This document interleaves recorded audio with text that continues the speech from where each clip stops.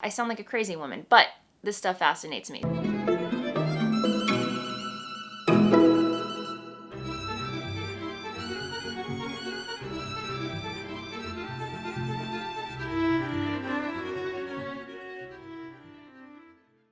Hello, I'm Kristen, also known as Voolenvine, here on my YouTube channel, on Instagram, on Ravelry, and pretty much everywhere else on the interwebs. And as always, I'm so happy that you're taking some time out of your day to chat about all the knitting, all the sewing, all the making, or whatever crafty rabbit hole I happen to be diving down this week. And truth be told, I was debating whether or not I wanted to record an episode this week, only because I did take Monday off. It was a national holiday here in the States. So if you are in the States, I hope you did get to enjoy a longer-ish weekend as well. I'll talk more about my weekend in the Blether segment of this episode where I chat about life stuff, but I actually do have quite a bit to share with you. So hopefully you are down to hear about what I've been knitting, what I've been sewing, and all that good stuff, because I do have some very, very, very exciting sewing plans that I want to share with you. So stay tuned for that. But first, we have a couple of announcements.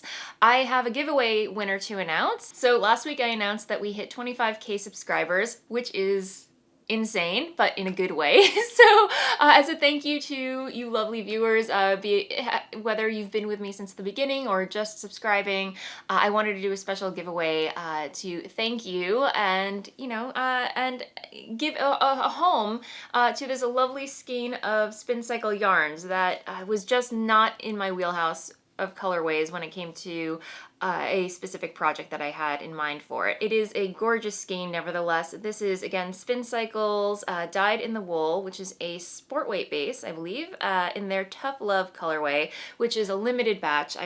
They only dyed X amount, and I don't believe they're going to be dyeing anymore. So instead of letting this languish in my stash or going through the trouble of destashing it, I am just going to offer it up as a giveaway prize. And last week I prompted viewers to leave a comment below letting me know what project you would have in mind for this. And thank you so much to everybody who participated. Lots of great inspiration and ideas for projects for spin cycle yarns. And I had a lot of fun reading through them. But the time came for me to choose a winner, and I used a random comment picker. There's a website that allows you to choose a random comment from a YouTube video. And that winner was, drum roll, was Noelle Nelson, and she said, I would love to use this in a yoke of a sweater, and I completely agree. The way that Spin Cycle Yarns knits up in a gradient, it's just so pretty, and I feel like most of her patterns, they just knit up so beautifully and really showcase Spin Cycle Yarns, so I completely agree, Noelle. Congratulations, and yes, please get in touch with me. I will leave my email below. Let me know your shipping address, and yeah, I will get your prize out to you as soon as I can. So yay, and thank you so much to everybody for participating. Here's to many more episodes of Voolenvine and the like. So yay. All right, so moving along, we have our PractiKAL, which I believe is going to be wrapping up next week. So again, you have a whole week. It can be, make whatever you would like.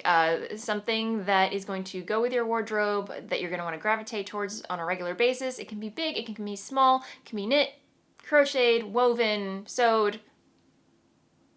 The world's your oyster, honestly. So yeah, there's still some time left. If you would like to partake in this make-along, hop on over to the Voolenvine Ravelry group. It's the place to be, as always, where you can join in on these make-alongs and enter to give away prizes and chat about the podcast and just, have fun. So yeah, lots and lots, as always, lots of inspiration in that thread. So hop on over there, check it out. Even if you aren't participating in the make along, definitely do have a browse through there, because there's a lot of beautiful things happening in there. So yeah, so that will be wrapping up March 1st. I might play around with the deadline dates depending when I record next. So hopefully next week, but I may do an extension or what have you. Anyway, thinking out loud as I usually do. So, what other announcements do I have other than I will be attending Knit City in March. So I am super excited about that. That is Knit City Montreal. And I believe this is going to be their first. There's Knit City Vancouver. I could be wrong about that. but I believe it's in Vancouver, but this is their first show ever in Montreal, and I am super excited to be going back to Montreal. I went a couple of years ago with Dennis around the same time of year, which is freezing, so well, yeah, the cold awaits me over there. I will have all my warm and woolies, and I'm super excited to be returning to Montreal to specifically for knitting, to hang out with my knitting friends and check out the yarn festival there and the yarns that are going to be available there that are hard to get here in the States. I will talk more about it once the date gets nearer, but you know, just to give you guys a heads up, if you do see me, of course, as always, please do come up and say hello. I will not be vending there, it will just be me. So yes, of course, just, you know, say hello if you do see me. It would be lovely, lovely to meet you. So I believe that is it for announcements of this week. But before I get into what I've been making this week, I just want to give you guys a quick heads up that I still do have a sponsor for this YouTube channel. Skillshare is still a sponsor of this YouTube channel. So the offer still stands that if you'd like 2 free months, if you would like a free 2-month subscription to Skillshare, the offer still stands. There's a discount code in the description box below. I've been very lazy about creating a new commercial to roll between segments to let you guys know about Skillshare, but yeah, the code's still there, it's still valid, and thank you so much to everybody who does jump on board with Skillshare, because all the kickback that I get from that goes directly back into this YouTube channel and production qualities and giveaway shipping costs and what have you. So thank you so much. Again, total fan of Skillshare. I use them. I've actually been using them to take Adobe Premiere Pro classes because it was a complete learning curve for me once I switched from Mac to PC.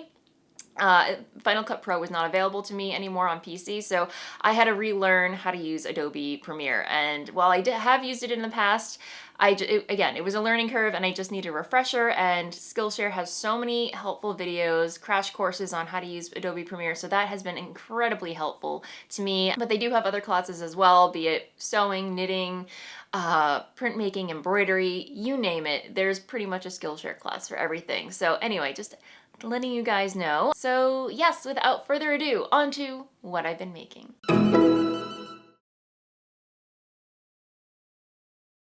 I swear, my sock knitting mojo has not returned. It has not returned, but yet I don't know where it came from, guys.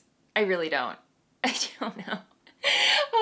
It's not back, I promise. But yes, I have a hoe. I have yet another finished sock this week, and this I cast on, and I swear I knit it in a day and a half. As I mentioned, Dennis and I got out of town for the holiday weekend, and a lot of my other projects they're color work based, so they require a bit of, a lot more of my attention when I'm working on them. So I figured the next best thing to cast on was a pair of socks, and here we are. We have a half a pair, and this is Bergere de France Goomy 50 in their beige colorway.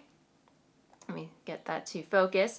So yeah, it's a really, really beautiful colorway, self-striping with tones like taupish tones and peach stripes and speckles. And as I mentioned in the past, I've seen this yarn doing the rounds on a lot of other podcasts, and I've just been gushing over it ever since it's been on my radar. And Dennis and I, driving home from Thanksgiving up again in Hudson Valley, we have some family up there. We drove through New Paltz, and it's a really cute, quaint little town, and they had an arts and crafts store there, and we popped in, and lo and behold, they had Bergere de France, and I was like, yes, it's coming home with me. It's coming home with me. It was meant to be. I was really surprised. So last weekend, I cast on a pair, and there was a lot of car driving, so perfect project for driving in the car and chatting with Dennis. Unlike the pair that I showed off last week, you can see it's not as baggy as the other yarn because, yeah, the yarn I feel is a little bit finer than the Cascade, which I feel is more of a sport weight. So it's a lot denser, it's a lot thicker. Whereas this is a little bit more like a true fingering weight yarn. But yeah, it's still sheepy, and oh yeah, it's so nice. I was almost tempted not to make a pair of socks out of this because the yarn is so pretty. There's a viewer, I'm so sorry I'm blanking on your name, I believe your name is David, but he shared some photos with me of some gorgeous, gorgeous gloves with separated fingers, knit and everything. It was absolutely beautiful, but I believed he used like similar yarn like this, self-striping, Regia, or patterns, and it's really cool the effect that this type of yarn has when you're knitting gloves. So it was a little bit more work than I would have liked to have cast on at the moment. It's definitely something I do want to try in the future with yarn like this. I basically did the same formula, 64 stitch cast on, fish lips kiss heel, and regular grafted toe. Love this yarn. It's awesome. I highly recommend it. And yes, I do have progress on the second sock. There will not be second sock syndrome here, my friends. So here's where I am. On the second sock. I'm not busying myself with trying to get these socks to match with the stripes and everything. I'm just casting these on and letting the chips fall where they may, where the patterning is happening. So I think it's actually turning out pretty on point, except this one has like a rim of beige at the top. So I think it's gonna work out just fine. So that worked out beautifully. I didn't think it would, but I just realized it is. So yay! I'm in rare form again today, guys. I don't know. I think I'm lacking sleep and I'm way too caffeinated. So if I seem a little bit more peppy and goofy, that's the reason why. So anyway, I think that is all I have to share about that project. I have not made any more let's try that again.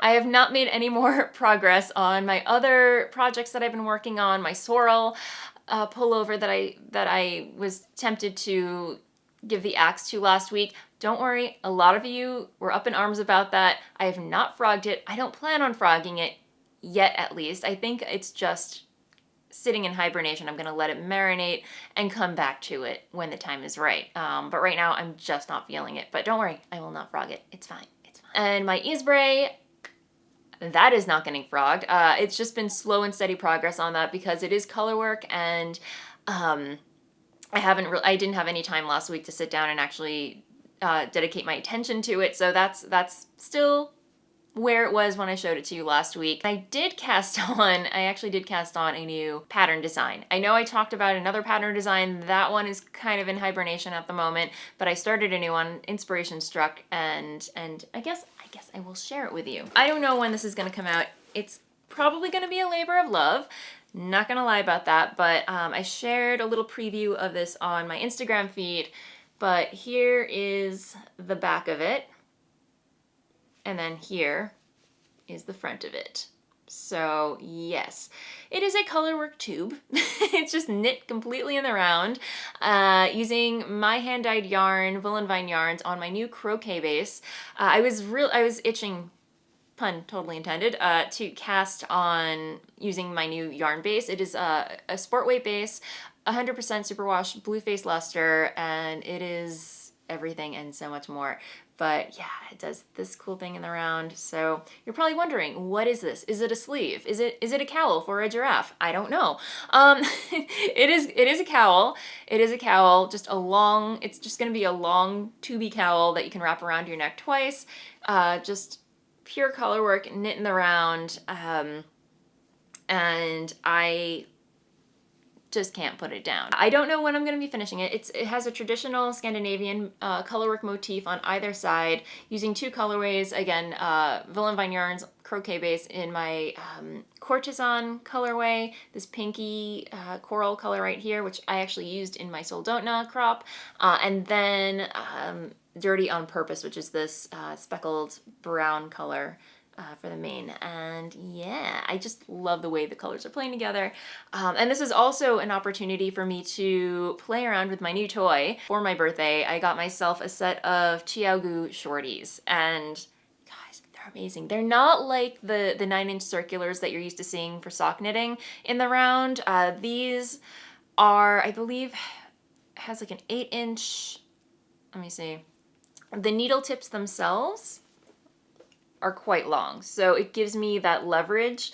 It gives me that leverage that this part of my hand needs when I'm knitting. So it's not, I feel like the 9-inch circulars only have like a little bit, they're only about like an inch long, and that doesn't cut it for me. But I think the fact that the needle tips are longer, again, gives me that support that this part of my hand needs while I'm knitting. So it's not just flopping around, not having any kind of support, if that makes any sense. But yes, it came in this adorable little pouch. Not sponsored, just a fan. It comes with 3 cables. So yeah, you get a 5-inch, a 6-inch, and an 8-inch, and it comes with keys to tighten the joins, and then it has a flap here. So you actually get two of the same. It's size US size 4, 3.5 millimeter, all the way up to a US 8, 5.0 millimeter, and it gives you two lengths. So you know, yeah, if you are into the really short needle tips, the I believe it looks like 1.5 inches, I want to say. So you get that, and then you also get a 3-inch longer needle for each size. So that comes really in handy, I think. I am a fan. I am a fan. So I will say, I don't think the shorter tips are going to get much use from me, but you never know. I think these are going to be great for sleeve knitting. It's great for this project. I'm having a lot of fun using them on that. And again, not sponsored. I just thought I would share my experience using these because, yeah, who doesn't want a review on a needle set, right? So anyway, yay, new toy. So yeah, I'm trying to think what else I'm gonna say about this. Yeah, so again, this is just gonna be a long loop in the round, and join grafted at the end, and Bob's your uncle. So that is all I have to share with you as far as knitting content. I'm gonna get down to sewing. Unfortunately, I did not have any time to sew last weekend. It was a long weekend and kind of miffed that I didn't get any sewing time out of that long weekend, but you know what? I got out of the city and that's what's important. So got some fresh air. Again, blather segment. Anyway, I do have some very, very exciting sewing plans to share with you though. But first, let me chat about what I am wearing, because I am wearing a handmade garment, and that is my Hannah dress, a pattern by Hand London. And I will stand up so you can see. It is just a very simple, straightforward wrap dress with a gathered waistline, fit and flare. And this is 100% linen fabric that I picked up from Joann Fabrics. I had a few hiccups when it came to making this pattern, all which you can read about over on my sewing blog, The Peculiar Stitch, which I'll link to down below. But yeah, there were a couple hiccups as far as the pocket placement, because yes, there are pockets in here, non-negotiable for any garment that I make these days. Otherwise, it's been getting quite a lot of wear. One of my favorite handmade outfits to date. I did have to put a little snap in the front closure because it's a wrap dress. I think if I make another one, I'm definitely gonna have to play around with the bust sizing and the cup size, because I believe it was drafted for a B cup, and I don't know, I might fall somewhere in between. I really don't know anymore. Who am I? I'm not gonna lie, because it's linen, it is a beast to iron, but so worth it. I think it's a very comfortable, breathable fabric. Yeah, and it's very transitional. I'm just wearing this over a pair of leggings and some boots, and it can easily transition into summer. I can wear it with a pair of sandals or flip-flops. That is what I'm currently wearing, and I'm trying to think if there's anything else I want to say about it. I don't. So yes, so onto my sewing plans, because I had a bit of an epiphany over the weekend. So as I mentioned, Dennis and I got out of town last week. We went up to the Hudson Valley area. We actually went to Rhinebeck and Rhinecliff and Kingston, that whole area surrounding the Dutchess County Fairgrounds, you know, where Rhinebeck, the Sheep and Wool Festival, happens every October. So it was a little surreal being there when it's not Sheep and Wool Festival season. I'm not gonna lie, but still, it was cool just to kind of experience the town when the craze isn't upon Rhinebeck. So if that makes any sense. But yeah, so we ended up doing a little bit of antiquing while we were up there. And of course, I go crazy for any extant Victorian Edwardian garment that I come across. So anytime I find like a vintage garment of that era, I just lose my mind completely, and I will just not tear it open, but like open the garment and like look at all the construction inside and everything. If you've been following the podcast, you know how much I geek out over this type of stuff. So now that I'm looking at it, and now that I've been studying it quite a bit, this extant Edwardian era bodice piece that I picked up in Cape Cod over the summer, it was $50. I could not resist. And yeah, I totally want to do a blog post on this, because if you look on the inside, the construction is just mind-blowing. But anyway, I digress. Not totally. But as I mentioned, we did go antiquing, and I came across several garments that I just that blew my mind, and I was very much inspired to embark on a new project for myself. Kind of a passion project, I would say, if you can be described as that, because I know I talk about this stuff all the time on the podcast, and I do follow through, and then I get cold feet or I don't have time. I can't really describe it, but I'm actually going to pull the trigger and do this because it's something that I've been thinking about and wanting to do for a long time, and that is create a historically accurate Edwardian outfit for myself from inside out, if that makes sense. I was watching, I can't remember her name, I'll put it in the down bar, but she has a really kind of along the same lines as Bernadette Banner, but she's based in Poland, and she's also very much into historical recreations and fashion history and the like. And I was watching one of her videos saying how, where to start when it comes to building a historically accurate wardrobe. Like, where do you start? And she basically says, pick a time period that appeals to you and start from there. Learn about it, read about it, and, start small and build out. So yes, while I would love to have an Edwardian wardrobe, a Victorian wardrobe, possibly a Regency wardrobe, who knows? I'm going to start with the Edwardian era because I feel like that's the one that resonates with me the most. So where I'm going to start is I'm going to start with the Victorian Underthings, and then I'm going to move up to the corset, because yes, there must be a corset. I'm gonna make another corset, my friends. It's gonna be exciting. So I'm gonna make an Edwardian walking skirt, and then a shirtwaist, and then the icing on the cake, or the cake topper, cherry on top, whatever you want to call it, is going to be the Edwardian gown. I don't know what that's going to be yet, but let me share some things with you. I've had this pattern in my stash for, I want to say, over a year now, but that is a pattern by Folkwear Patterns for their Edwardian Underthings. So yes, I am going to be making some drawers and a corset cover. So it's a really cool thing that I'm so fascinated by, and I really want to recreate for myself. So, not to wear every single day, obviously. I mean, maybe, why not? But just the whole research aspect of it and learning about how, dresses were made back then and the psychology behind it. And I sound like a crazy woman, but this stuff fascinates me. So, I just want to go through the process of making these things and, I don't know, recreating them for myself, and, eventually, hopefully, building myself a modern Edwardian wardrobe in the process. That's what's going to happen, and I'm going to vlog it. So this is not something that's going to happen within a month. I anticipate this is a project that's going to last the course of maybe a year. I'm not putting a deadline on it. This is purely for fun for me, and just to explore an interest that I'm passionate about, and who knows where it will lead. So, if you guys are into that, I will be creating separate vlogs of making all of this stuff. So we are going to start with the Edwardian Underthings this weekend. So I do hope to record some footage of me making it. I do have some fabric for it, so this I just picked up from fabric.com. So this is just heirloom handkerchief fabric that the pattern actually suggests. So, it said heirloom in it. So, hey, that was good enough for me. So I got 4 yards of it. That should be plenty to make both the drawers and the chemise or the corset cover. And then of course, what are underthings without lace?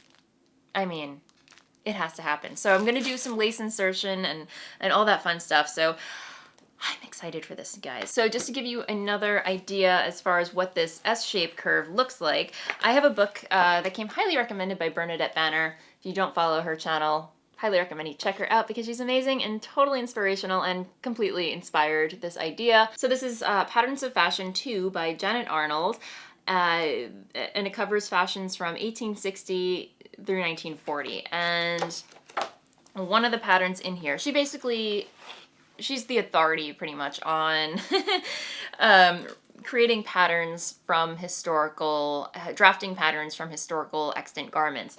And, it's pretty mind-blowing. So the patterns are in here. You just have to enlarge them and draft them yourself. I am not there yet, technically speaking, but I do appreciate all the information that she provides in here.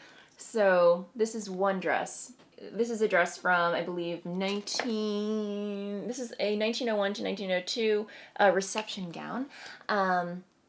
And she does an illustration of the insides and gives some detail about information about the, the construction. And then over here you have all the pattern pieces laid out with more detail, and instruction. So yeah, lots of inspiration in here. And if you're going for the Titanic look, Kate Winslet, that's in here too.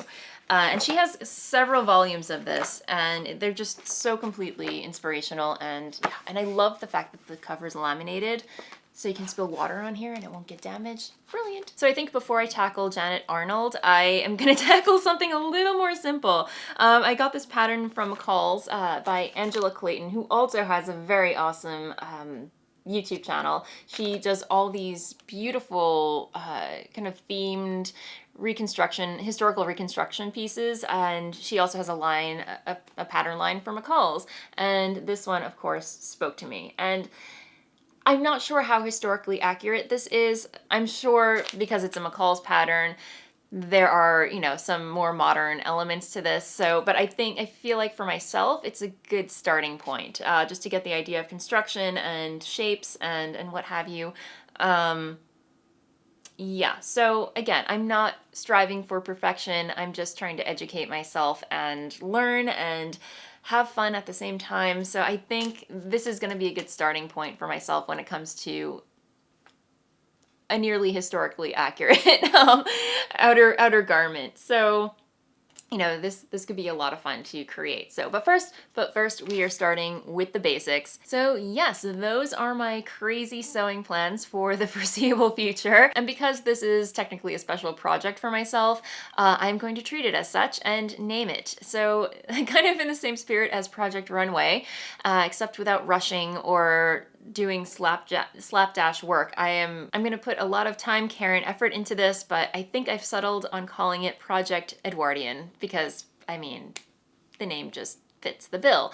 And who knows, maybe after I finish this project, I can move on to other projects such as Project Victorian, Project Regency.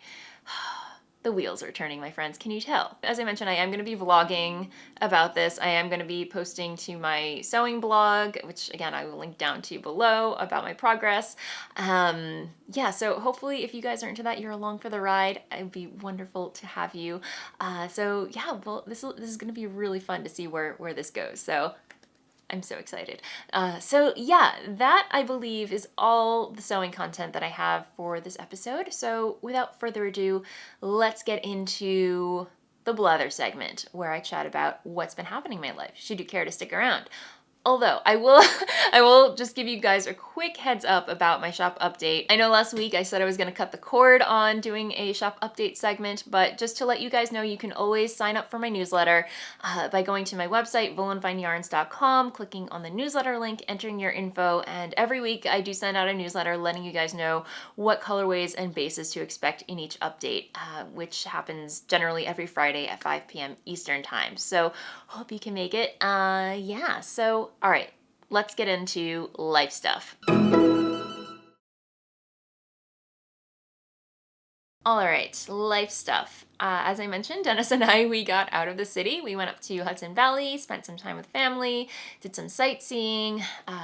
Yeah, as always, it's great getting out of the city, getting some fresh air. I will say the one well, we did have a really great time. The one caveat was that I threw out my back on Saturday night. Yeah, that was not fun. I don't know how exactly it happened, but I do have two theories. One, I was sitting in my craft room, I dropped something on the floor, and instead of getting up like a normal human being and going for it, I just bent down from my chair and reached all the way under my desk to get whatever fell out. I think it was a stitch marker. But yeah, I definitely pulled something in my shoulder. But then later that day, Dennis got back from the gym and he challenged me. He's like, can you do a sit-up like this? And, challenge accepted. I did that sit-up, but again, it's a muscle that I probably have not worked out in quite some time. So it didn't hit me until later that night. We were sitting on the TV watching.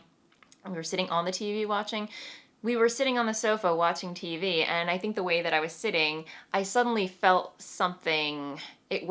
Something was not quite right. The pain just got progressively worse and worse and worse, and I was like, oh my gosh, what did I do?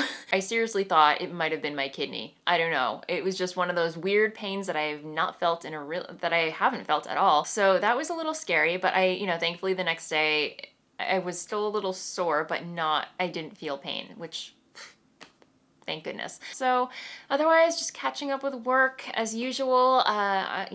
We came back on Monday night, and then next day back to work. So I've been doing a little bit of catch up on that, and then devouring all of my historical costume books, historical fashion books, and the like. Yeah. And also, thank you so much to everybody who commented. I brought up our outdoor cat, Judgy, who is a feral cat. We call her Judgy because she has this constant look of judgment on her face. So, I was like, wow, why so judgy all the time, so we just call her Judgy McFerral, because she is a feral cat. But, we feed her, and she's adopted us. We have a little house out there for her. But yeah, last week a male tomcat came through our neck of the woods and would visit with her for about like I want to say like on and off for like 3 days or whatever. But, they were just hanging out on the fence, chilling together, meowing at each other. I don't want to know what else happened betwixt the two. I will leave that, to them. But anyway, for those of you wondering, we believe she is spayed because she does have a notched ear, which usually is a sign that a feral cat has been spayed or neutered. So we think, fingers crossed, she is spayed and there will not be little kittens littering our backyard. But I will keep you posted on that. Whatever. Who doesn't love kittens? I love kittens. I love cats. I don't know if you could tell. That is the Judgy update. Bella is doing just as well. She's, I don't know where she is right now, but she's probably roaming around, just enjoying the day. So I think I'm gonna wrap things up here. As always, thank you so much for hanging out with me. If you enjoyed this video, please feel free to like and subscribe below. I put out a video for your viewing pleasure every Friday. And that said, happy knitting, happy sewing, happy making, and I will see you next time. Bye!